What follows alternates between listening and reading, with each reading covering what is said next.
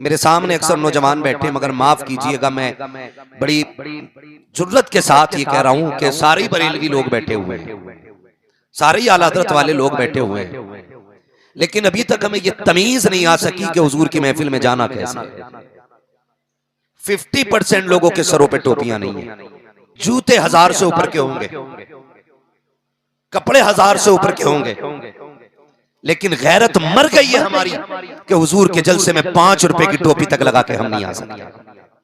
तो तुमसे किसने कह दिया कि नंगे सर तुम हुजूर की गुलामी का दावा करते हुए अच्छे लगोगे? बकरा ईद आ रही है, जूता खरीदिए ना खरीदिए, टोपी बुरी लग रही है ना बातें। मैं आईना को दिखाऊंगा दाग चेहरे के, जिसे खराब लगे सामने से हट जाए। हजारों साल नरगिस अपनी बेनूरी पे रोती है, बड़ी मुश्किल से होता है चमन में दीदावर पैदा। मुअज़्ज़ज़ हाज़रीन इकराम, आज जो सजा है मोहम्मद शाह उर्फ पटेल बाबा रहमतुल्लाहि ताला अलैह, आज ये उनके उर्स मुक़द्दस की महफिल है। यकीन करें, मैं ये बात डंके की चोट पे कहता हूं कि हर मजार वाले को, हर खानकाह के सज्जादा नशीन को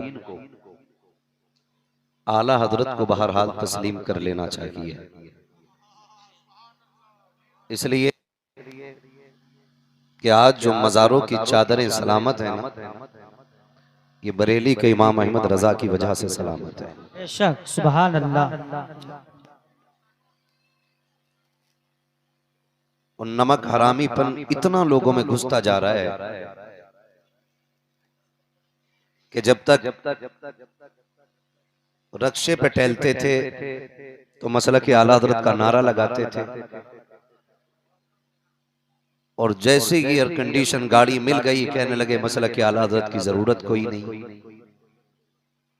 मैं कहता हूं पीर साहब, अगर आला हज़रत ना होते तो आज भी तुम अपने मजार के आगे अगर बत्ती बेचने की हैसियत नहीं रखते थे। अगर आला हज़रत नहीं होते तो आज भी तुम पैदल खिचड़ रहे होते, क्योंकि आला हज़रत के जवाज के फतवे की वजह से तुम्हारे अब्बा के मजार पे चादरें भी चढ़ रही हैं, अगरबत्तियां भी बिक रही हैं, और उन्हीं चादरों के जरिए आज तुम साइकिल से गाड़ी तक आ गए हो। मैं कहता हूं मजबूर होके नहीं, मसरूर होके आला हज़रत को मानो, और वही कहो जो हर सुन्नी रोज फजर के बाद ये कहता है, डाल दी कल्ब में अज़मत मुस्तफ़ा, सुभान अल्लाह, सैयदी आला हज़रत पे लाखों सलाम। माशाअल्लाह। शुक्र परवरदिगार का कि उसने आला हज़रत हमारे हिस्से में अता फरमाए। आला हज़रत हमें मिले हैं, मुफ्ती आज़म हमें मिले हैं, ताजुश शरिया सरकार हमें मिले हैं। अब कोई धोखे में ना रहे कि हमारा मरकज खाली है।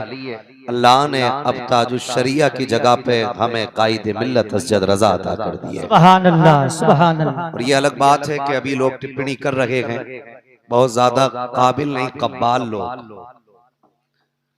बात करते हैं और तंज भी करते हैं।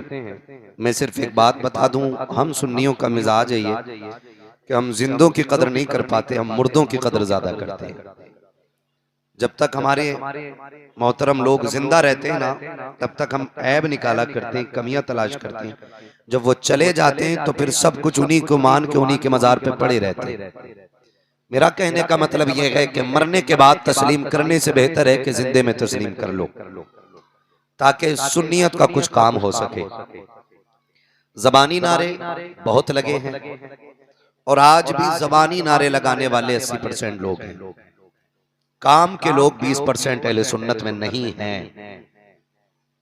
मुझे इसकी परवाह नहीं है कि आप कितने लोग सुनेंगे और कितने चले जाएंगे, सारे चले जाएं, मसला ही कोई नहीं।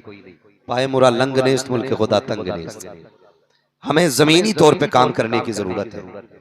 वो लोग जो हमारे अकाबिरीन के खिलाफ बकवास कर रहे हैं, मैं उनसे सिर्फ इतना कहना चाहूंगा, अगर हम अपने गिरबान में झांकना शुरू कर दें, दूसरे की इस्लाह के बजाय अपनी इस्लाह शुरू कर दें, तो यकीनन सुन्नियत का बड़ा काम हो सकता है। लेकिन माफ कीजिएगा, मिंबर बदल बदल के, टोपियां बदल बदल के, जो भी है उन्हीं लोगों के पीछे पड़ा हुआ है जो लोग इस्लाह के पीछे पड़े हुए हैं, जो इस्लाह की कोशिश कर रहे हैं, लोग उनके पीछे पड़े हुए हैं। भाई इसको क्यों कर रखना है, इसको क्या सुनना है भाई, ये सुन्नियत में नहीं है, ये रज़वियत में नहीं है, ये बरकातियत में नहीं है। भाई ये फैसला रब रसूल पे छोड़ दो, तुम अपने बारे में सोचो, तुम कहां पे खड़े हुए हो। हर शख्स को अपने अमाल का मुहासबा करना चाहिए। अगर ये मुमकिन होता कि साहिब मजार मजार से निकल के आते और बात करने की अल्लाह इजाजत देता, तो मैं इस मिंबर पे नहीं होता, मैं उनको यहां लाके बैठाता और मैं कहता इस कौम को जरा ये बता दो कि विलायत मिलती कैसे है, वली बनते कैसे हैं। फिर वो बताते एक रात के जलसे में कूद लेना वली बनने के लिए काफी नहीं होता है। फिर वो ये भी बताते कि वली बनने के लिए अपने नफ्स को मारना पड़ता है।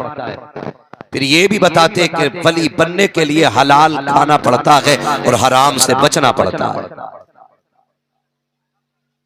किसी ने इमाम गजाली रहमतुल्लाह तआला अलैहि से कहा था कि हुजूर बताएं दुआएं कबूल क्यों नहीं हो रही, तो आपने दो बातें कही थी।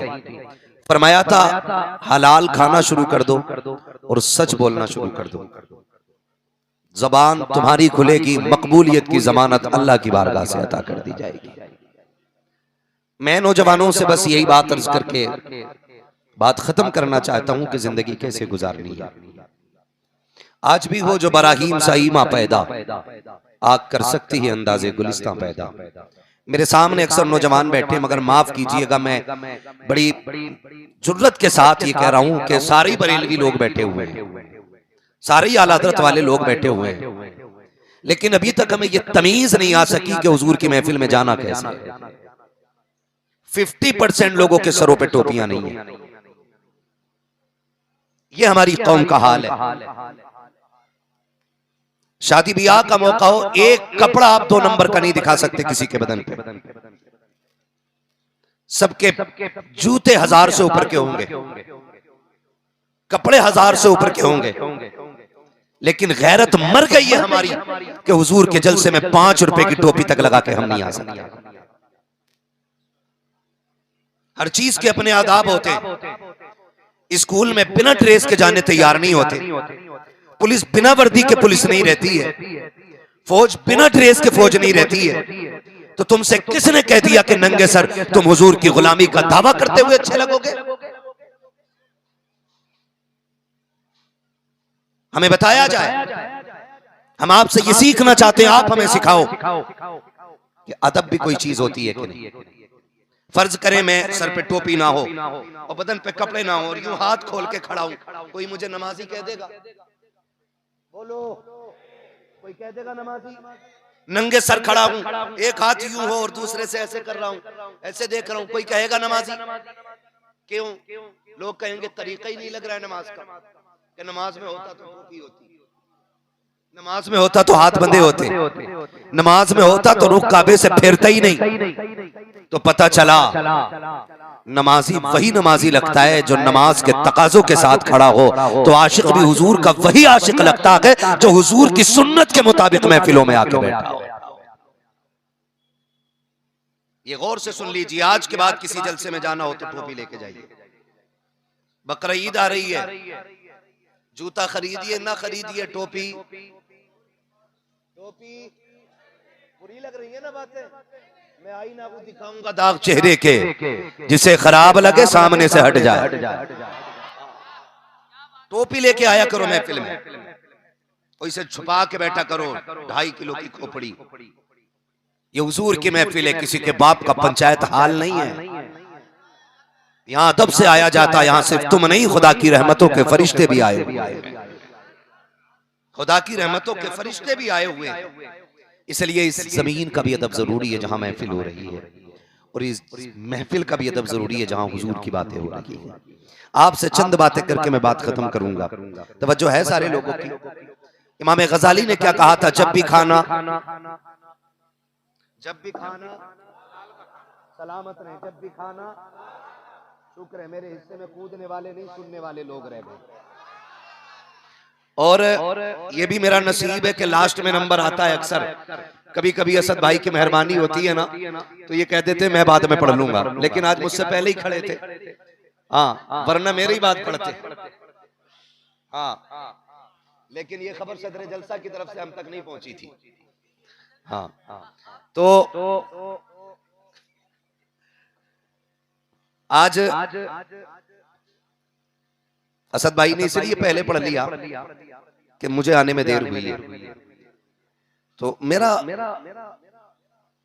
ये समझता हूं कि बड़ा अच्छा वक्त है ये, क्योंकि मेरे हिस्से में जितनी क्रीम थी वही रह गई है, जितना मठा था वो छट गया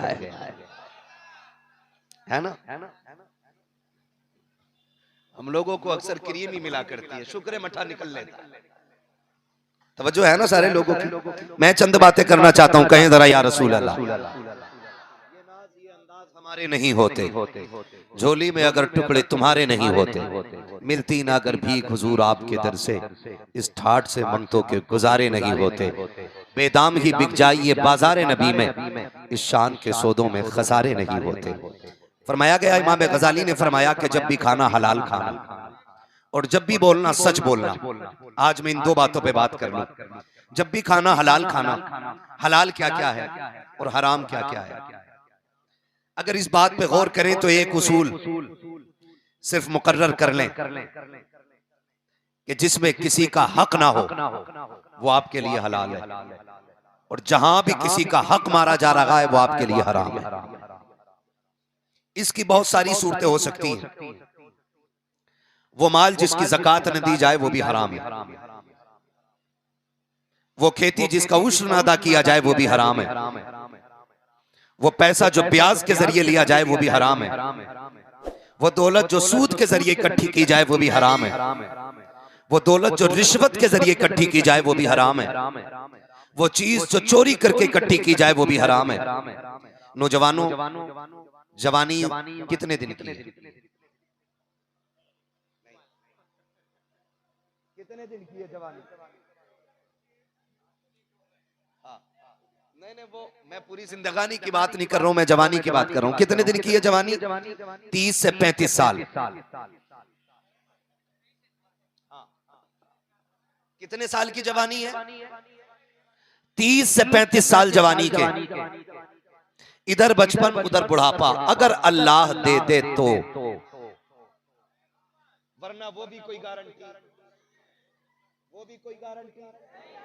नहीं है। भरोसा मत करो, सांसों की डोरी टूट जाती है, छतें महफूज रहती हैं, हवेली टूट जाती है। किसी दिन प्यास के बारे में उससे पूछिए जिसकी कुएं में बाल्टी होती है, रस्सी टूट जाती है। कोई गारंटी नहीं है कि हम 35 साल जवानी गुजार जाएं। कितने साल जवानी रहती है? 30 से। अगर जागना सोना सही वक्त का है तो 35 साल चलेंगे। खाना खुराक अच्छी है तो 35 साल की जवानी है।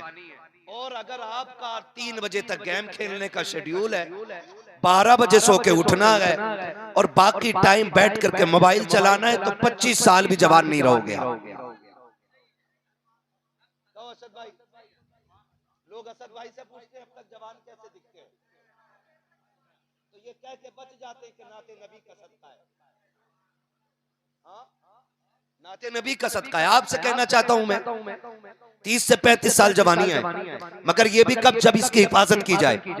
आज मेरी कौम का नौजवान 3-3 बजे तक पबजी खेल रहा है और नाली पे बैठ के ना हेडफोन लगा के चीख रहा, अकेला चीख रहा है। मैं एक मोबाइल की दुकान पे था, मुझे एयरबड्स लेनी थी, मतलब माइक्रोफोन, तो उसमें एक ऐसे माइक लगा हुआ था। मैंने कहा भाई ये किसके लिए? उसने कहा ये पबजी वालों के लिए। मैंने कहा वो क्या कहा? वो कमेंट करते हैं तो बोलते हैं ये मुंह के पास माइक दिया गया। मैंने कहा चलो ये भी एक नई कौम तैयार हो गई है, और जो वो चाहते थे वो बना चुके हैं। अब इनकी मर्जी के मुताबिक माइक भी तैयार हो गया। हैरत होती है कि जिसको आधा घंटा तरावी में खड़े होने से मच्छर काटते हैं, पौन घंटा मस्जिद में खड़ा हो जाए तो पंखों की शिकायत करता कि हवा ठंडी नहीं दे रहे। वो रात के 3 बजे तक नाली पे बैठ के पबजी खेलता है, एक मच्छर नहीं काटता। काटता है कि नहीं? ऐसे नहीं काटता, क्योंकि वो खुद मच्छर बन चुका है। भाई मुझे हैरत होती है, हमारी ऐसे झंडा लेके लहरा रहा, वो झंडे से ज्यादा खुद हिल रहा था और कह रहा था हम जाकर गाड़ेंगे, भाई गाड़ेंगे, फला जगह जाके झंडा गाड़ेंगे। झंडे का डंडा खुद से नहीं संभल रहा है और बातें कितनी बड़ी बड़ी करते, जवानियां तबाह कर दी हमने और दावे बहुत बड़े बड़े हैं। जरा हकीकत की जमीन पे उतर के तो देखा जाए, जिस कौम के लुक़्मे हराम के हो चुके हैं, ताईद गैब से कैसे आ सकती है? जिसकी जबान पे 90% झूठ हो, वो तरक्की कैसे कर सकते हैं? जिसकी नस्लों की रगों में लहू हराम का बह रहा हो, वो कौम कैसे तारिक बिन जियाद बन सकती है? उसकी नस्लों में खालिद बिन वलीद कैसे आ सकता है? मैं पूछना चाहता हूँ, आज शॉर्टकट ने कौम का बेड़ा गर्क करके तक दिया है। हर किसी को एक दूसरे से आगे जाने की रेस लगी है, हर कोई एक दूसरे से जीतना चाहता है। मुझे इससे आगे जाना है, मुझे इससे आगे जाना है। इसने 3 माला बनाया है, मुझे 4 माला बनाया है, मैंने 6 माला बनाना है। ये फैसले करने वालों हुए नाम पर बेनिशां कैसे कैसे, जमीन खा गई आसमां कैसे कैसे। हराम की दौलत के चक्कर में न पड़ना, वरना याद रखना जहां पे अमीर लेटा है वहीं पे गरीब लेटा है। जितनी कब्र अमीर की है उतनी कब्र गरीब की है, जो कफन अमीर का है वही कब्र गरीब का है। याद रखिएगा, इज्जतें उनको नहीं मिलती जो दौलत वाले हैं, इज्जत उनको मिलती है जो मोहम्मद वाले। सुभान अल्लाह, नारे तकबीर, नारे रिसाला, जश्न ईद मिलादुन नबी, मसलके आला हजरत, उर्से मुक़द्दर हजरत अल्लामा मुफ्ती हम्माद रज़ा साहब क़िबला। सुभान अल्लाह, सुभान अल्लाह। कोशिश करो यार, कोशिश करो, हुजूर वाले बनो। मैं नहीं कह रहा आप मेरी बात माने, मैं नहीं कह रहा हुजूर सैयद साहब क़िबला तशरीफ फरमा, सैयद नज़ीर हसन साहब क़िबला बड़े बाप की बड़ी औलाद है और बड़े लोग। ये मत समझना कि ये कुर्सी पे बैठे हैं, माइक इनके पास नहीं है तो इन्हें कुछ नहीं आता। यूं समझो ये अलग बात है, खामोश खड़े रहते हैं। फिर भी जो लोग बड़े हैं वो बड़े रहते हैं। ऐसे असलाफ से मिलता है हमारा शजरा, जिनके कदमों में कई ताज पड़े रहते हैं, है ना। मैं ये नहीं कहता कि आप मेरी बात माने, हजरत की बात माने, हमारे मिसबा नूरी साहब क़िबला की बात माने, असद भाई की बात माने। मैं कहता हूँ कभी खुद को आईने के आगे खड़ा करें और खुद से सवाल करें, हम कितने हुजूर के बताए हुए दीन पे चल रहे हैं। ये फैसला हमारा दिल करेगा।